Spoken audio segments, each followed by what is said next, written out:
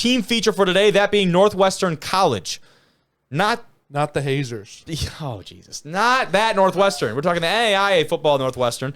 They're in the GPAC, the Great Plains Athletic Conference, which right now is the best conference in all of NAIA. Between them and Morningside, we'll talk about those conference standings a little bit later. But as we do with most of these squads, when we start talking about them, fellas, we'll take a look at their 2022 season first before jumping into this. And you'll notice right off the bat, boys, this was a good season.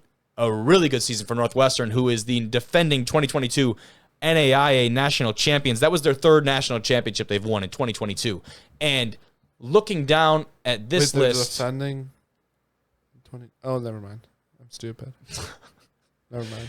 Their only loss came at the very first game of the season to a conference opponent, that being Morningside, who was at the time number one in the country. They lost to him by 1 point. Excuse me.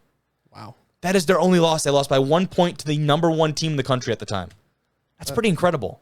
They didn't lose a single game after? That's crazy, actually. No, they absolutely did not. Dakota Wesleyan was a bit of a blowout. I do want to talk about Dakota Wesleyan, though. I might have to pull up the clip of their new helmet and logo, guys, for later in this episode because it looks awesome. I don't know if you guys saw that on Twitter. They went with this like retro cat logo for their helmet. Definitely check it out on Twitter. Like, is that their permanent? I don't know, but I might pull it up after this so we can react to it. But yeah, you look through some of these games, guys. These games are lopsided as shit. Like, they were not only just winning, but they were putting the beat down on a lot of these teams against some really good opponents too. Oh my God. Some of them. Like, here you go. Number 15, Midland. Yeah, we just beat them by 32 points. Now you get into the playoffs. Dickinson State, lopsided. Marion, Indiana, really solid NAIA team from up here in the Midwest. Bam. Again, Indiana Wesleyan, one of the top teams in the country last year, destroyed them, and then the national championship game was a very competitive one against Kaiser. Kaiser was actually the one that knocked Morningside out of the playoffs. Wow. They beat them by 1 point. Morningside beats Northwestern by 1 point. They get beat by 1 point to the eventual national runner-up in Kaiser. But what do you think we're going to do next, guys? What are we going to highlight from these guys? We do it every week. Stadiums. Stadiums. Yeah, their weight room and shit. And their stadium's pretty nice. Wait till you see the weight room, though. The weight room is probably one of my favorites that we've seen at any level. This is the stadium for Northwestern.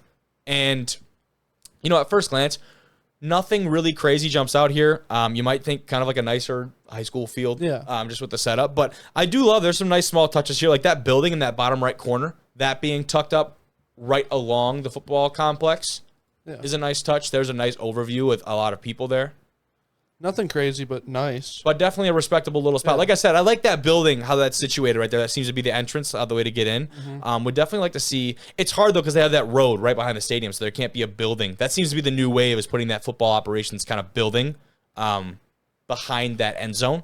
It's kind of been the thing. Now, when you're in a Superior Dome, you kind of just, shit don't matter. This is what it is. This is a really cool shot, though. Check that out. Pretty sweet. From the ground, like the ground level, it looks a lot more imposing. Yeah. Looks like they get a really good turnout. I mean, I would hope so if you're winning games by that much. Yeah. Right? Those have to be pretty fun to be a part of. But, yeah, pretty sweet stuff there. And the stadium itself, like I said, nothing too crazy. I'm pretty sure there are some stats up here for us to react to or take a look at. It seats only 3,100, which was kind of a number that was surprising to me. That's not a lot of people. If you look at it, that makes sense. I mean, yeah, the away stands is basically non-existent. Yeah, I mean, it's a pretty decent-sized home stands, but still. Yeah, agreed. Absolutely agreed. Their weight room, though, fellas, you're gonna take one look at this, and you're gonna understand that this is the weight room you would expect to see from a team that has had this level of success. And the first picture, I think, is just pretty badass. Yeah, look at that strip of turf they've got right there, man. That is so sick. This looks like a big-ass warehouse and or garage that was like, screw it, let's put a couple million into this thing and make it awesome. There's a couple more. I think so. Millie, though? This could be close to $1 million. Wait till you see the actual setup of this, Cade. Look at that. Yeah, I mean... That could be $1 million. It's really nice. Yeah. When you talk about all that gym equipment and putting in, like, we're talking a floor and lights and the turf and, like... You could be creeping up on $1 million. Really nice for that facility. setup. That is a really nice facility right there. I really like it. That is really nice. Check that out. Damn, that's dope. The turf is clutch. The turf is so sick. I wonder how long it is. Did we get a good view at that in the first picture there? Sorry. Probably 20 yards. 20 or maybe 30. Yeah, 5, 20, maybe 10, 30. 15, 20. Enough to do some 25. like agility work. Obviously, Yeah. not doing a ton of sprints and stuff in there. But do you really need that? You know what I mean? You can do like 10-yard sprints. You could. You definitely could. Short burst stuff. Look at that, man. Those platforms, really sick. Yeah, that's nice. They're nice. That like mural behind. What does that say behind there? That mural up there. I can't really tell. Something about excellent. Yeah, I see the something excellence. Yeah, there you go. There's a great view, Yeah, that's really nice. dude. Like really nice facility. Is that the same turf that we saw in the first? Yeah, it is. Yeah. Right. Okay. Just a different angle. Yeah, it is. Yeah, there it is, empty. It's really nice. Yeah, so shout out those guys, man. I mean, I think that is like one of the better weight rooms that we've seen, especially from the NAIA level. Like, it's just really sick to have those kind of facilities again. But when you win at the level that they're winning, those things tend to come. Like, those things definitely tend to come with that. Now, we can talk more about the actual squad. Like I said, that was their third national championship in 2022. There's a lot of storylines around this team, though, guys. The biggest one last year, perhaps, being the unlikely quarterback that came in to lead them to an eventual national championship. Now, Blake Fryer, and he thought that, everyone thought that was going to be the guy because he's a senior coming back. He's a quarterback that's done so much for them, right? And then you have Jalen Gramstad, who was a defensive back turned quarterback in spring practice the year before. He was the backup. And so, in case we need him, that we've got a guy who we think we can play. Well, Fryer goes down with an injury in, I believe, like week 2, and Gramstad has to come in. And he comes in, takes on that role, and excels in that role. Even when the other quarterback comes back, he keeps the job outright. Wow. And leads them to a national championship. Fellas, he was their leading rusher, too, with over 1,000 yards on the ground. He had 1,121 yards rushing, over 2,500 passing on the year. It's a hell of a year. For a converted good defensive Lord. back. Yeah, that's impressive. That is really impressive. So shout out to Jalen. Those are some really like freakishly crazy numbers. That's video game shit, bro. Literally video game numbers. And again, it helps that you're playing 15 games, but you still have to go out there and produce to get those numbers Week in and week out. against playoff teams. You know what I mean? I mean, you've seen the scores, bro. Yes, we have. We know their offense was a little potent. That's the term there. But we've got some other stories surrounding this team that I wanted to talk about. The first of which being the grad assistant that just got promoted to being the offensive coordinator for this squad. He goes by Josh Fakama, I believe.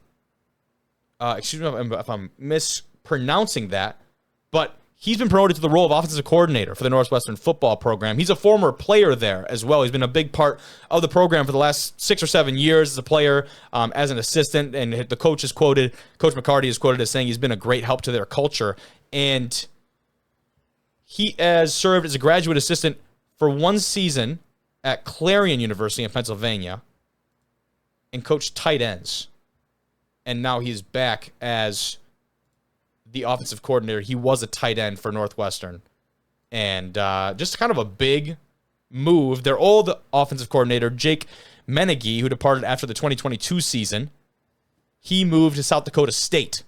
So a big jump for him, and now they'll be replacing that. So shout out to Josh, man. You go from playing at that squad to being a GA, and now you're the freaking OC of the team. Yeah, that's impressive. That's a really sweet move for him. Now, to talk about the head coach, Matt McCarty. He was 2022 AFCA National NAIA Coach of the Year. It was a very big honor for him last year, and after looking at their record, you can totally understand why. He won a national champion. He did, and he did it in very convincing fashion. He went 13-1, 9-1 in GPAC play, winning 13 straight after week 1. And there's not much really to say. You talk about some of the categories that their team sits in, which is just second to none. Top 5 in yards per game, passing touchdowns, yards per rush, PATs, points per game, first downs per game, defensive touchdowns. So they were top 5 in everything. Top 5 in all of those listed. Yeah. That comes down to more than just talent, right? That's totally coaching. When you win a national championship. I mean, You totally. need more than just talent. He won the honor of co-coach of the year back in 2017, along with the coach from Morningside, actually. But then now has won the award outright. I didn't know they split the award. Did they have like a tie, a vote, or what? That's weird. Kind of ridiculous. Never heard of that. The world we live in, Kobe. That was 2017, though. It was. It's the world we lived in. So it was Trevor. It was honestly less like that back in 2017. I feel like it just started to like ramp up a little bit. especially at the NAIA level. The potentially, new world, you know? Like the new, everyone gets a trophy, all Karen-esque. Oh, jeez. No, I'm not saying. No, I'm I not get it. putting I know what you I'm mean, though. saying, I like, get this it. is how it was. Another note, Billy Kirch, he was named the NAIA Coordinator of the Year, Defensive Coordinator for Northwestern. And again, when you win a national championship, these awards start rolling in. But when you have coaches like this, it certainly makes it, we talked about some of those stats, it makes it very easy for these awards to come in. After dropping the Week 1 game to Morningside, fellas, here's a stat for you. The Red Raider defense did not surrender more than 10 points to an opponent until the NAIA Football Championship quarterfinals. That's insane. It marked 10 straight games allowing opponents to score 10 or less points. That's insane. Jesus. Additionally, Northwestern was the lone NAIA program to rank top 5 in rush defense and top 15 in passing defense, holding opponents to just 63 yards per game on the ground. Wow. That is absurd. That's nuts, yeah. Really crazy stuff.